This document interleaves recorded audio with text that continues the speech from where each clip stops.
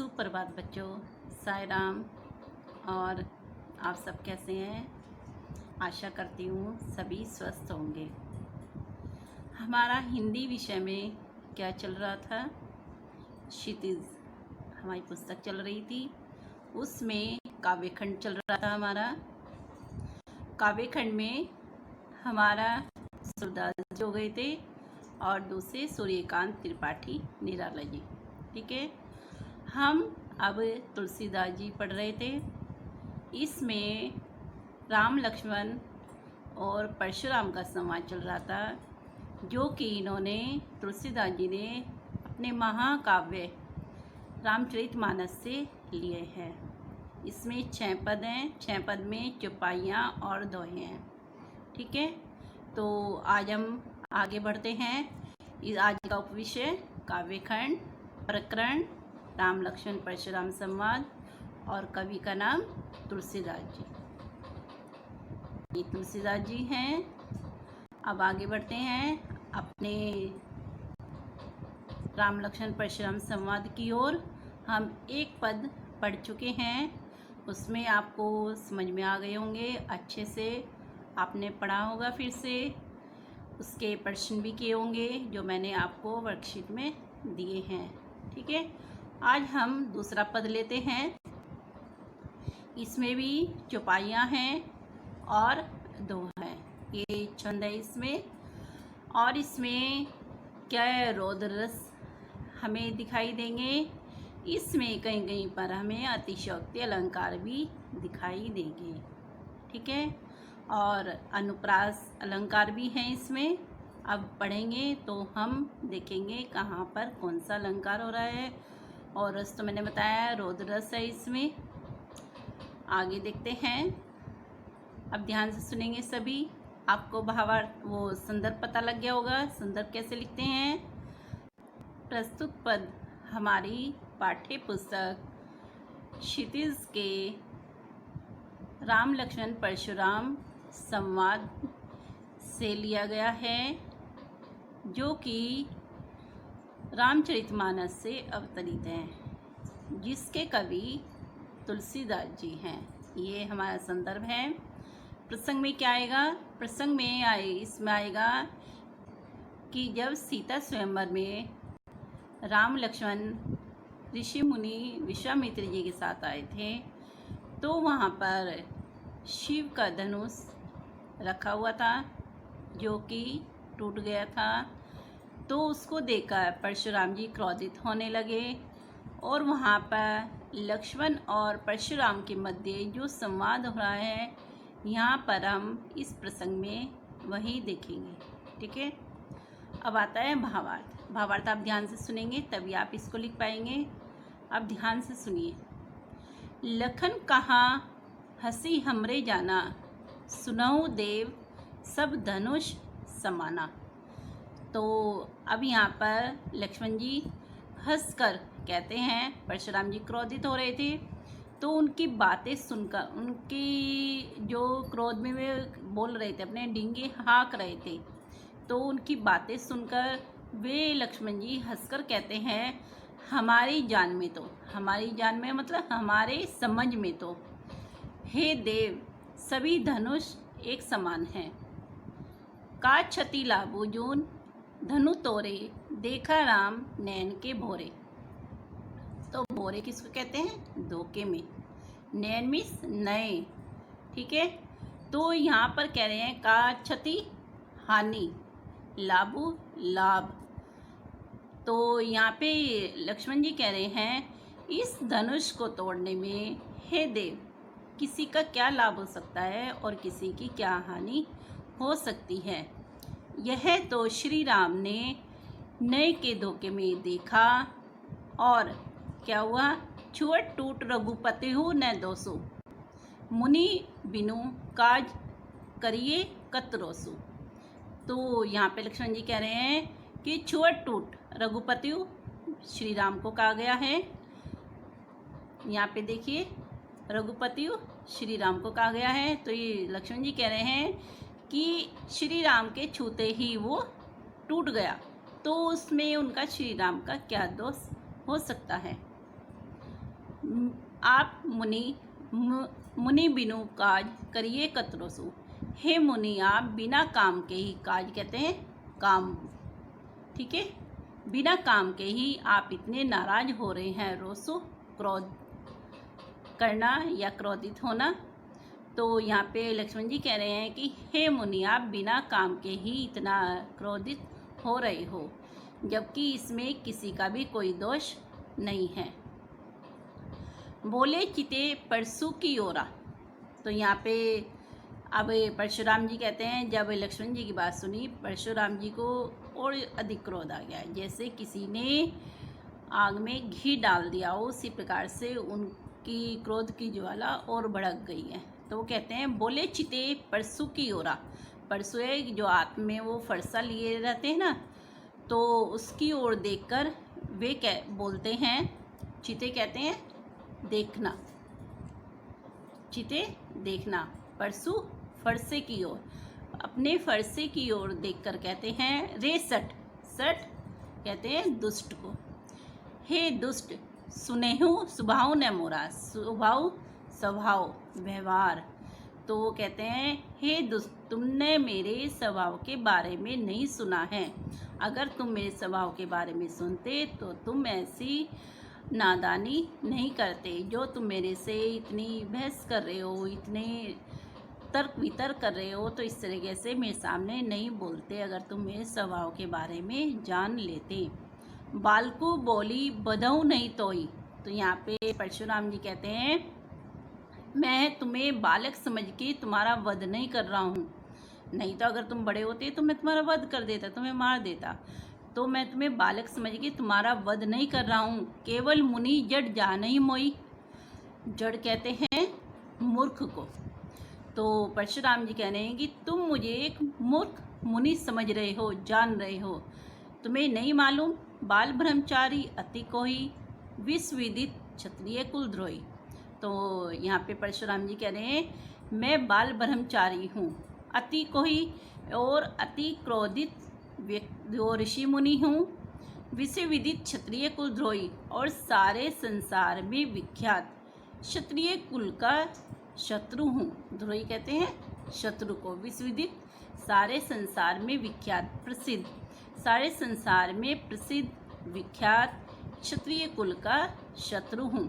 तो अपने उसके स्वभाव के बारे में बता रहे हैं, अपने बारे में बता रहे हैं परशुराम जी। भुजबल भूमि भूप बिनु किन्हई, विपुल बार मई देवन दिनई। तो यहाँ पे कह रहे हैं कि मैंने, भूप कहते हैं राजाओं को, भूप राजाओं को कहते हैं, भुजबल भुजाओं के बल पर, मईदेव ब्राह्मणों को, विपुल मिस अनेक। तो यहाँ पे परशुराम जी कह रहे हैं, मैंने अनेक बार इस भूमि को राजाओं से रहित कर दिया है अपने भुजाओं के बल पर, अर्थात मैंने इस भूमि पर जितने भी राजा थे मैंने सबको मार डाला था, और सब मैंने पृथ्वी को क्या किया है, भूमि को क्या किया है, ब्राह्मणों को दान में दे दिया है जो ब्राह्मण राजाओं से रहित थी। सहस भावभुज छेद निहारा, परसु बिलोकु महीप कुमारा। तो यहाँ पे परशुराम जी कहते हैं, छेद निहारा काट डालना, मारना, परसु फरसे को कहते हैं, बिलोकु देखना, महीप कुमारा, महीप कहते हैं राजा, कुमारा मिस पुत्र।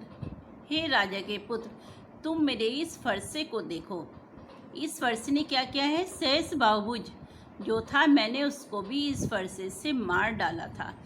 तो मेरा फरसा इतना कठोर है, इतना भयंकर है कि इसने उस सहसबाहु जो सहसबाहुभुज था उसको भी इस फरसे ने काट डाला था।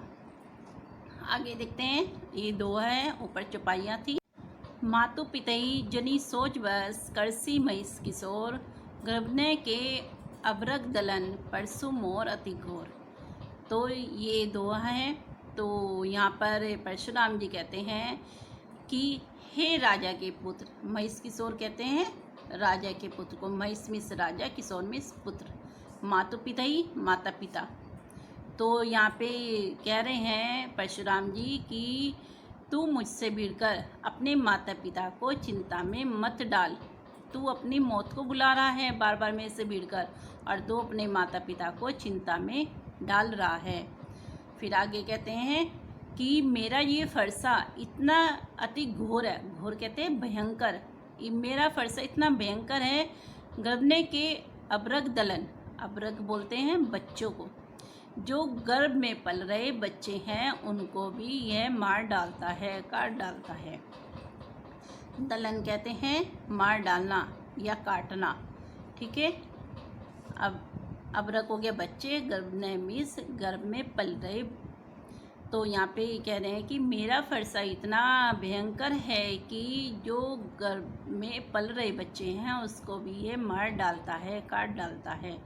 तो इसलिए तू इन सबको सोच और मेरे से मत भिड़। तो वो बार बार उसको धमकी दे रहे हैं परशुराम जी, और उसको कह रहे हैं कि तू मेरे से ऐसी बहस मत कर, तू शांत हो जा, ठीक है। ये आपको समझ में आया है। अब आगे बढ़ते हैं तीसरे पद की ओर। इतना आपको अच्छे से समझ में आ गया है। बीएससी लखनऊ बोले मृदुमानी, अहो मुनीसु माबट मानी। पुनि पुनि मोई दिखाओ कुठारू, चहत उड़ावन होकी पहाड़ू। तो यहाँ पर बीएससी कहते हैं हंसकर, हंसकर लक्ष्मण जी मीठी वाणी में कहते हैं परशुराम जी को कि अहो मुनि, आप तो बहुत ही महाप्रसिद्ध ऋषि मुनि हैं, महायोद्धा हैं। महाभट कहते हैं महायोद्धा। हम मानते हैं, सारा संसार मानता है कि एक महायोद्धा है। पुनि पुनि मोही दिखाओ कुठारो, पुनि पुनि पुनरुक्ति अलंकार है इसमें। तभी तो आप बार बार मुझे ये अपना कुठारू, कुठारू कहते हैं फरसा, अपना फरसा मुझे दिखा रहे हो। चहत उड़ावन फुकी पहाड़ू, पहाड़ू कहते हैं पहाड़ को। लगता है आप फूक मारकर पहाड़ को उड़ा देना चाहते हो। तो यहाँ पर कौन सा अलंकार है इसमें? अतिशयोक्ति अलंकार है कि कोई फूक मार के पहाड़ को उड़ा सकता है क्या? बढ़ चढ़ के बातें हो रही हैं। तो यहाँ पे कौन सा अलंकार हो गया? अतिशयोक्ति अलंकार हो गया, ठीक है। तो यहाँ पर परशुराम जी कह रहे हैं, वो परशुराम जी नहीं, और यहाँ पे लक्ष्मण जी कह रहे हैं कि तभी तो आप मुझे बार बार अपना फरसा दिखा रहे हो। ऐसा लगता है जैसे फूक मारकर आप उड़ा देना चाहते हो। यह कुमरवतिया कौन नाही, जे तर्जनी देखी मरी जाही। तर्जनी उंगली किसको कहते हैं? इसे अंगूठे के पास वाली, ये वाली उंगली हमारी तर्जनी उंगली होती है, ठीक है। तो ये कहते हैं यह कुमरवतिया कौन नाही। तो लक्ष्मण जी कह रहे हैं हम कुमरवतिया नहीं हैं, अर्थात हम कोई छुई मुई के फूल नहीं हैं कि जो तुम्हारी तर्जनी उंगली से मर जाएंगे या मुरझा जाएंगे। देखी कुठारू सरासन बाना, मैं कछु कहाँ सहित अभिमाना। तो लक्ष्मण जी कहते हैं कि मैंने आपके हाथों में फरसा देखा है और धनुष बाण देखा है। इनको देखकर मैंने जो कुछ भी कहा है वो मैंने अभिमानवश कहा है। मेरा और कोई कहने का औचित्य नहीं था, केवल मैंने उनको देखकर ये सब बातें कही हैं। भृगुसुत समुझी जनेऊ बिलोकी, जो कुछ कहूँ सहो ऋषि रिस रोकी। रिस कहते हैं क्रोध, सहो में सहना, ठीक है। रिस क्रोध को सहो सहना। भृगुसुत, सुत कहते हैं पुत्र, भृगुमिस भृगुवंश के। तो वो कहते हैं कि मैंने आपके जो जनेऊ देखा है, आपको एक ब्राह्मण पुत्र ही माना है, और जो कुछ कहा है मैंने अपने क्रोध को रोककर कहा है। मैंने आपका अपमान करने के उद्देश्य से नहीं कहा है, मैंने अपना क्रोध को सहकर, अपना क्रोध को अपने मन में रखते हुए उसको रोककर कहा है आपको जो भी कहा है, क्योंकि मैं समझता हूँ आप एक ब्राह्मण हो। सुर महिसुर हरिजन अरुगाई, हमरे कुल इन्हें पर न सुराई। तो यहाँ पे कहते हैं सुराई कहते हैं वीरता को। सुर देवता, महिसुर, महिसुर हो गया ब्राह्मण, हरिजन अरुगाई, गाई कहते हैं गाय। तो यहाँ पे कहते हैं हमारे कुल की परंपरा है, हमारे कुल में यह कहा जाता है कि सूर्य देवता, ब्राह्मण, हरिजन और गाय पर कभी भी वीरता नहीं दिखानी चाहिए। तो यहाँ पर लक्ष्मण जी अपने कुल के बारे में बताते हैं कि कभी भी देवता, ब्राह्मण, हरिजन और गाय पर कभी भी वीरता नहीं दिखानी चाहिए। बंदे पापू अब कीर्ति हारे, मारतहु पा परिये तुम्हारे। तो यहाँ पर लक्ष्मण जी कहते हैं कि अगर मैं आपको मारूंगा, अगर हम इनमें से किसी को भी मारेंगे तो क्या होगा, हम पाप के भागी बन जाएंगे और जो हमारा यश है वो भी नष्ट हो जाएगा और हम हार जाएंगे। मारतहु पा परिये तुम्हारे, पा कहते हैं पैरों में, पा पैरों में। तो है कि अगर आप मेरे को मारोगे तो भी मैं आपके पैरों में ही पड़ूंगा, आपके पैरों में ही पड़ना पड़ेगा। तो यहाँ पे लक्ष्मण जी कहते हैं, आगे देखिए, कोटि कुलिस सम वचनो तुम्हारा, व्यर्थ धनु मान कुठारा। तो यहाँ पे लक्ष्मण जी कहते हैं कि जो कोटि कुलिस, कोटि मीन्स करोड़ों, कुलिस मीन्स कठोर, तो जो तुम्हारे वचन है वो करोड़ों जो कठोर वज्र होते हैं उसके समान हैं। मतलब इतने कुटिल हैं, इतने मतलब कि मार डालने वाले हैं, सबको भेदने वाले हैं, सबको दुखी देने वाले हैं। आपने तो व्यर्थ ही, बेकार ही ये धनुषवान और फरसा धारण किया। धरु मीन्स धरु कहते हैं धारण करना। तो लक्ष्मण जी कह रहे हैं कि जो आपके वचन हैं वह करोड़ों वज्रों के समान कठोर हैं। आपने व्यर्थ ही, आपने बेकार ही धनुषबाण और फरसे को धारण किया हुआ है। ठीक है, आगे देखते हैं। ये दोहा है, इसमें मैंने कहा है कि दोहा ये सब चौपाई हो जाती है और ये दोहा हो जाता है, 2 लाइनों में दोहा होता है। ठीक है, जो बिलोक की अनुचित कहूँ, क्षम्यु महामुनि धीर, सुनी सरोष भृगुवंश मणि, बोले गिरा गंभीर। तो लक्ष्मण जी कहते हैं कि इन सब को देखकर, मतलब जो उनके हाथों में मैंने धनुषबाण और फरसा है उनको देखकर जो भी मैंने कुछ आपको कहा है अनुचित, अगर मैंने उसमें से कुछ भी आपको अनुचित कह दिया है तो हे धैर्यवान महामुनि आप मुझे क्षमा कीजिए। वो उसको धीर कहते हैं, धैर्यवान को। ठीक है, क्षमा करना, बिलोकी देखकर। वो लक्ष्मण जी कह रहे हैं कि अगर मैंने आपको इन सब को देखकर अगर कुछ भी अनुचित कहा है तो हे धैर्यवान महामुनि आप मेरे को माफ़ कीजिएगा। सुनी सरोष भृगुवंश मणि, बोले गिरा गंभीर।